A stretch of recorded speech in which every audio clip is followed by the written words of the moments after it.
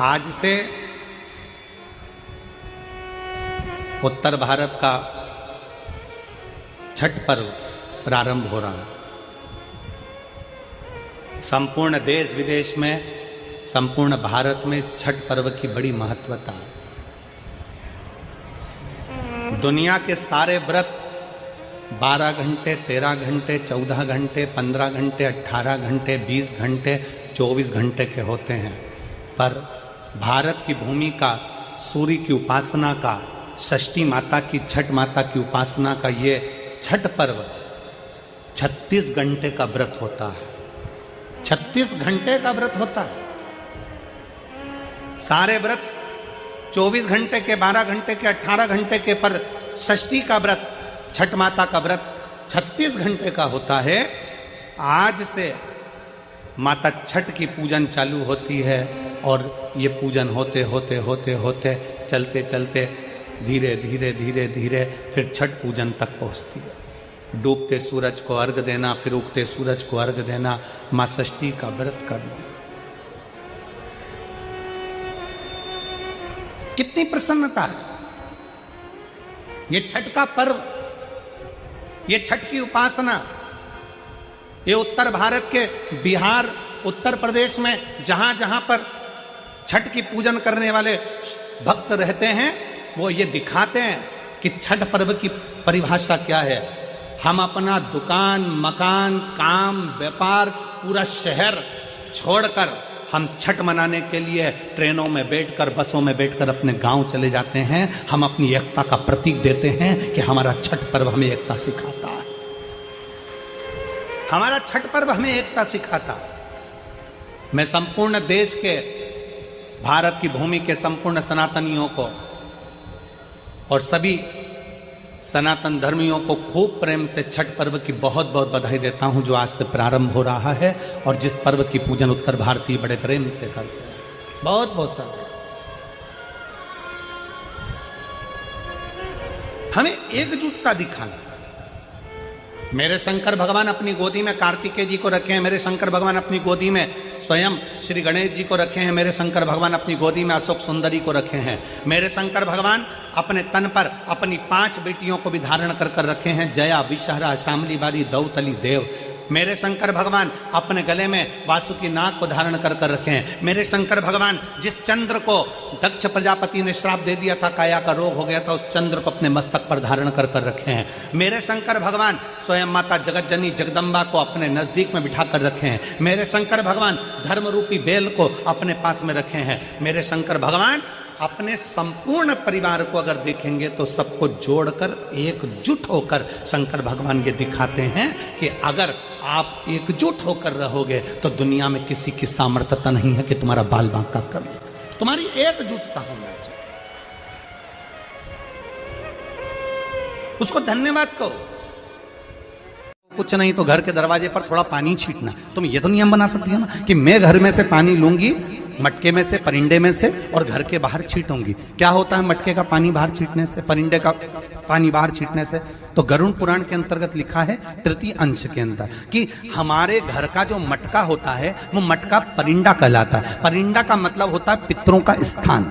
हम उसमें से जब पानी लेकर घर के दरवाजे पर छींटते हैं तो हमारे द्वार पर जितने भी पितर रात्रि भर में आकर भोजन की याचना करते हैं, उस जल से उनकी तृप्ति हो जाती है। तो हमारे पूर्वजों को श्राद्ध पक्ष में पानी देने की भी जरूरत नहीं पड़ती, पिंड देने की भी जरूरत नहीं पड़ती, वो उससे तृप्त हो जाते हैं मात्र जल का सींचन करने से, मात्र जल का सींचन कर देने से। आप कोई नियम मत बनाओ। एक नियम तो बना सकते हो कि पानी बाहर छीटूंगी, एक नियम तो बना सकते हो कि मैं परिंदे पर दिया लगाऊंगी, एक नियम तो बना सकते हो कि मैं दरवाजे पर दिया लगाऊंगी, एक नियम तो बना सकते हो कि एक चावल का दाना मैं प्रतिदिन शंकर जी को चढ़ाऊंगी। ज्यादा नहीं, केवल एक दाना मैं शिव जी को चढ़ाऊंगी। नियम बनाओ, कुछ एक नियम बनाकर चलो, आपकी जिंदगी की सार्थकता उसमें प्राप्त होगी। भगवान सामने आकर खड़े हो जाएंगे, सम्मुख में आकर।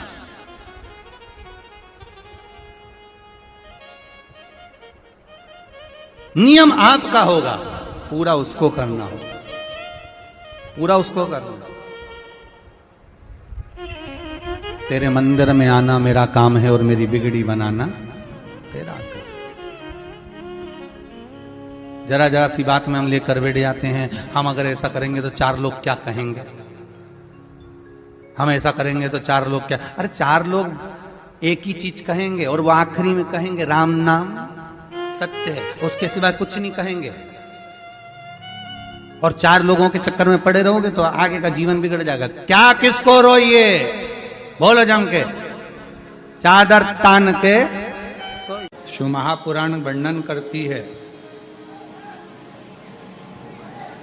किसी भी छठ के दिन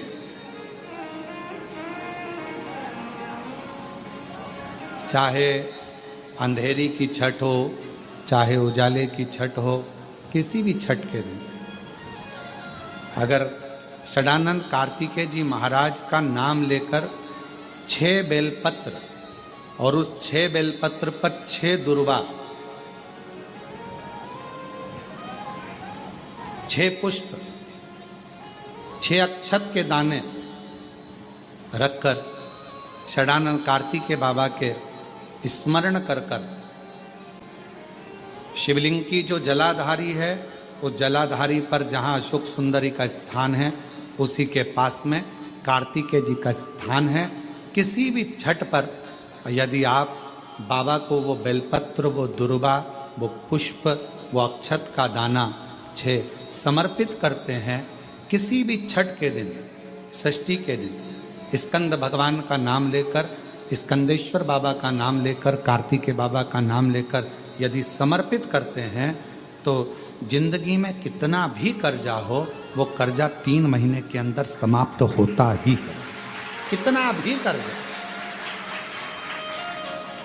साथ में आपका परिश्रम, साथ में आपकी मेहनत और आपकी दृढ़ता। क्या होता है, लोग सोचते हैं कि हमने शंकर जी को बेलपत्र समर्पित कर दी तो कर्जा चूकेगा, पर साथ में मेहनत भी करना। अगर आप मानते हैं कि पूरी पूरी कथा का, इसमें कई दुनिया के कई लोग हैं हमारी कथाओं को आधा काटते हैं, आधा भेज देते हैं। गुरुजी ने कहा कि बेलपत्र पर शहद लगाकर चढ़ाओ, पर गुरुजी ने साथ में कहा कि रात दिन एक करो, पढ़ाई पूरी करो, आधी बात काट देते, आधी बात दिखा देते, पर उसका हमको कोई फर्क नहीं पड़ता है। आग लगे बस्ती में अपन रो, उसका हमको कोई फर्क नहीं पड़ता, क्योंकि दुनिया का काम है गलत चीजें जनमानस में देना, जिससे बदनामी हो, अपशब्द बोले जाए, ताने दिए जाए, गालियां दी जाए। ये दुनिया की रीति है।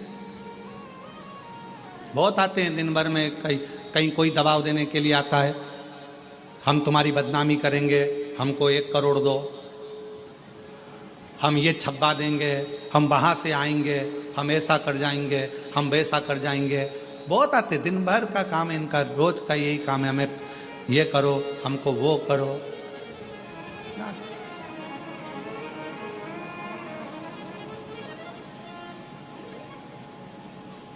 शिव तत्व है। दबाव देने वाले ढेर मिलेंगे, अपशब्द कहने वाले ढेर मिलेंगे, ताना देने वाले ढेर मिलेंगे, पर आप अपनी पूर्ण ऊर्जा के साथ में शिव महापुराण की कथा कहती है, 6 बेलपत्र, 6 पुष्प, 6 दुर्वा, 6 चावल के दाने और साथ में अपना परिश्रम पूर्ण करो। छठ के दिन स्कंद भगवान का नाम लेकर, स्कंदेश्वर का नाम लेकर भगवान शंकर के जलाधारी पर समर्पित करो, शिव जी से प्रार्थना करो और अपनी मेहनत को 4 चांद लगाओ। कर्जा चूकेगा जरूर, समाप्त जरूर। कर्जा का मतलब ये नहीं है कि आप कर्जा करे हो तो मेरे से बन नहीं रहा, मेरे प्राण छूट जाए तो अच्छा, मैं तो मर जाऊं, मैं टेंशन में हूं, मैं डिप्रेशन में हूं, बहुत परेशान हो गया, ऐसा हो गया। ना ना, दुख आता है, जब सुख आया, सुख चले गया तो दुख आएगा, तो दुख भी जाएगा, दुख भी समाप्त होगा, उसमें क्या विचार कर। ऐसा तो नहीं है कि दुख समाप्त नहीं होगा, दुख नहीं जाएगा। सुख आया है, जब हमारे अच्छे दिन अगर समाप्त हुए हैं तो दुख भी समाप्त जरूर होगा, फिर वापस सुख आएगा। थोड़ा हिम्मत, थोड़ा धैर्य, थोड़ा हृदय पर भाव एकाग्रित करो कि नहीं नहीं, मेरा शंभु, मेरा शंकर, मेरा त्रिकालदर्शी, मेरा कैलाशी, मेरा अविनाशी, मेरा शिव मेरा दुख काट। एक लड़का अगर मैं बेटों से निवेदन करूंगा, पिता वो दौलत है जो चले जाता है ना तो समझ लेना कि तुम्हारी तिजोरी का खजाना लुट गया। पिता वो दौलत है, पिता वो जायदाद है। अपने पिता को कभी यह मत बताने की कोशिश करना कि तुमसे ज्यादा विद्वान मैं हूं। अपने पिता को कभी यह बताने की कोशिश मत करना कि तुमसे अच्छी दुकान में चला लेता हूं। अपने पिता को कभी यह बताने का प्रयास मत करना कि तुमसे अच्छी नौकरी में कर रहा हूं। अपने पिता को यह कभी बताने का प्रयास मत करना कि तुम जितना नहीं कमाए उससे दुगना मैंने कमाकर गाड़ी खरीदी, बंगला खरीदा, ये बनाया, जेवर बनाया, ये करा, वो करा। अपने पिता को कभी ये मत बताना कि मैं जितना कर सकता हूं उतना तुमने नहीं करा, क्योंकि पिता की बराबरी तुम कभी नहीं कर सकते। क्योंकि पिता पिता होता है, उसने अपना पूरा जीवन जो कमाया वो तेरी विद्या में लगाया, जो कमाया तेरी पढ़ाई में लगाया, जो कमाया तुझे अव्वल बनाने में लगा दिया। खुद दुकान पर भूखा रह रहकर शुगर की बीमारी कर ली। टिफिन आता था, नहीं खाता था। थोड़े 2 ग्राहक और देख लेता हूं, 2 ग्राहक और देख लेता हूं, थोड़ी देर से खाना खाऊंगा, थोड़ी देर से भोजन करूंगा, थोड़ी देर से रोटी खाऊंगा। 2 ग्राहक के चक्कर में मेरे बेटे की फीस जमा करना है। बाहर पढ़ने गया है, मुंबई पढ़ने गया है, पूना पढ़ने गया है, जयपुर पढ़ने गया है, कोटा पढ़ने गया है, जोधपुर गया है, मेरे बेटे की फीस जमा करना है। वो 2 ग्राहक ज्यादा के चक्कर में भूखा रहता रहता रहता रहता बीपी और शुगर की बीमारी कर ली। उस पिता की होड़ मत करना जिसने अपने शरीर का एक एक रक्त केवल तेरी जिंदगी बनाने में लगा दिया। उस पिता के ऊपर तो तुझे गौरव उत्पन्न होना चाहिए।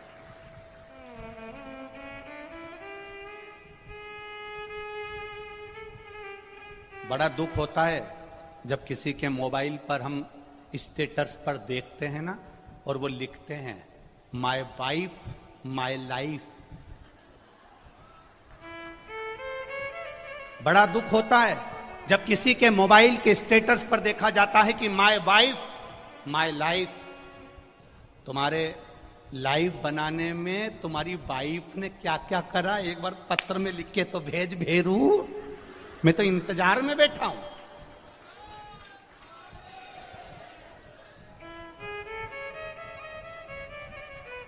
वाइफ तुम्हारी लाइफ नहीं बनाएगी, वाइफ तुम्हारे बच्चों की लाइफ बनाएगी, ये निश्चित है। वाइफ, हां, वाइफ किस जगह पर खड़ी होती है? वाइफ लाइफ कब होती है? जब तुम बीमार पड़े हो, तकलीफ में हो, कष्ट में हो, कर्जे में लदालूम हो गए, दुख की घड़ी है और तुम्हारी पत्नी तुम्हारे सामने खड़ी होकर कह दे चिंता मत करना, कर्जा भी हो गया तो मरने की मत सोचना, बीमारी आ गई ना टेंशन मत लेना, मैं तुम्हारे साथ कदम से कदम मिलाकर चलूंगी, चिंता मत करना। तब लिखना माय वाइफ माय लाइफ है। ये मुझे ज्ञान दे रही है, ये मुझे समझा रही है, ये मुझे ज्ञान का स्मरण करा रही है। और नहीं तो अपने मोबाइल पर लिखना चाहिए my father my mother my life. मेरा पिता और मेरी माँ ही मेरी लाइफ है जिसने मेरी जिंदगी बनाई है।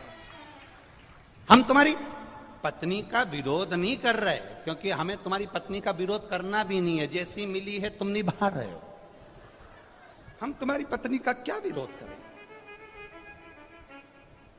हमारा इतना सा कहना है तुम्हारी पत्नी तुम्हारी दुख की घड़ी में सामने खड़ी हो, तुम्हारी पत्नी तुम्हारे दुख के समय पर तुम्हारे सामने खड़े होकर कह रही हो चिंता मत करो, कोई बात नहीं, पैसा नहीं है ना, अब की बार साड़ी नहीं लेंगे करवा चौथ पर, मेरे पास बहुत पड़ी है, जेवर पड़ा है, तुम चिंता मत करना। अगर दुख की घड़ी आ भी गई पूरा जेवर उठाकर दे दूंगी, तुम्हें कर्जे से मुक्त कर दूंगी, तुम चिंता मत करना, तुम चिंता मत करना।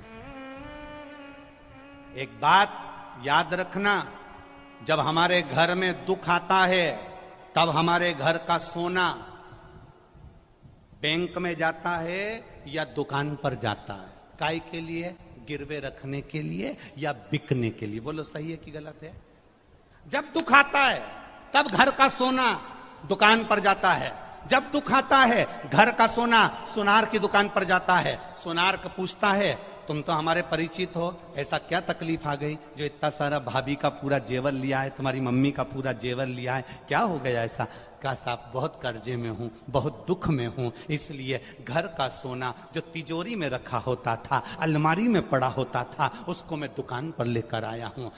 दुख की घड़ी में घर का सोना सुनार की दुकान पर जाता है, सुनार पैसे देता है, तब हमारा कर्जा चूक जाता है। जब दुख की घड़ी में घर का सोना सुनार के पास जाए तो समझ लेना कि दुख की घड़ी में अगर तिजोरी में रखा सोना दुकान तक जा रहा है तो दुख की घड़ी में हमें महादेव के दरवाजे तक जाना है, तो सोना दुकान पर नहीं जाएगा, अपने आप सब काम हो जाएगा। हम दुख की घड़ी में अपनी चैन, अपनी अंगूठी, अपनी मोबाइल, अपना पर्स गिरवे रखी आते हैं, पर हम दुख की घड़ी में महादेव के पास नहीं जाते हैं। बोलो सही है कि गलत है? दुख की घड़ी आई, तुमने सोचा मेरी गाड़ी रख देता हूं, मेरा बंगला रख देता हूं, मेरा ये सामान रख देता हूं, मेरी चेन रख देता हूं, मेरी अंगूठी रख देता हूं। मेरा एक निवेदन है, अपने चेन, अंगूठी, मोबाइल, पर्स को गिरवे रखने से अच्छा, कर्जे में डुबाने से अच्छा, एक बार दुख की घड़ी में जैसे सोना सुनार की दुकान पर जाता है, ऐसी दुख की घड़ी में तुम मेरे महादेव के मंदिर में, लोग सोना दुकान पर ले जाते हैं, तुम 2 लोटा पानी महादेव के मंदिर में लेकर जाना, उसको चढ़ाना, 1 महीना इंतजार करना, फिर विश्वास रखना कि शिव पुराण सुनी थी तो 1 महीने में बाबा ने धीरे धीरे कर्जा चुकाया कि नहीं चुकाया। कहां से आएगा, कैसे देगा? उसका नाम कुबेरेश्वर महादेव है। वो साधारण नहीं है, बड़ा आनंद में बैठता है, अलमस्त होकर बैठता है, अपने पास कुछ नहीं रखता पर दुनिया को देने की सामर्थ्यता रखता है।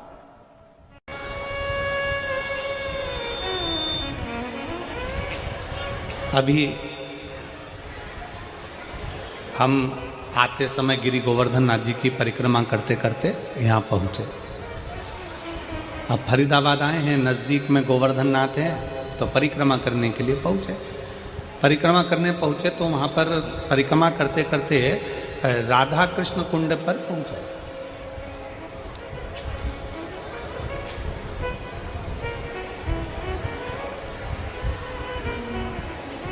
और राधा कृष्ण कुंड पर पहुंचे तो वहां पर एक बुजुर्ग माता ने हमसे कहा कि गुरुजी ये बताओ कि हम शंकर भगवान को 1 लोटा जल चढ़ाते हैं, हम शंकर भगवान की आराधना करते हैं, हम शंकर भगवान की पूजन करते हैं, हम शिव की आराधना में, शंकर की आराधना में डूबे रहते हैं, शिव कैसे मिलेंगे? शंकर भगवान हमें कैसे मिलेंगे? शिव हमको कैसे प्राप्त होंगे, कैसे मिलेंगे? हमने उन माता जी से उस समय पर एक ही शब्द कहा, मां अगर आप चाहती हो कि शंकर आपको मिले तो सबसे पहला शिव के मिलने का तरीका है कि जो संसार में हम जिनके साथ रहते हैं, जिस परिवार में रहते हैं, जिस कुटुंब में रहते हैं, अपने सास ससुर, अपने ननंद नंदोई, परिवार, जेठ जेठानी, कुटुंब, कबीला, देवरानी जेठानी, जिनके साथ हम रहते हैं, शंकर के मिलने का सबसे सुंदर तरीका है, शिव कहते हैं पहले अपने परिवार से अच्छे से मिलो तो मुझे मिलने में देरी नहीं लगेगी, मैं भी तुम्हें मिल जाऊंगा, मैं भी तुम्हें मिल जाऊंगा। हम अपने परिवार से अच्छे से नहीं मिलते, हम अपने परिवार से अच्छे से मिलन नहीं करते। परिवार का कोई व्यक्ति है, उसको देखकर मुंह चढ़ा दिया, उसको देखकर मुंह फूल गया। शिव पुराण कहती है पहले अपने परिवार से अच्छे से मिलो, अपने कुटुंब से अच्छे से मिलो, अपने मोहल्ले के लोगों से अच्छे से मिलो, अपनी सोसाइटी के लोगों से अच्छे से मिलो, अपनी कॉलोनी के लोगों से अच्छे से मिलो, अपने क्षेत्र के लोगों से अच्छे मिलो। जब हम अपने क्षेत्र के, अपनी समाज के, अपने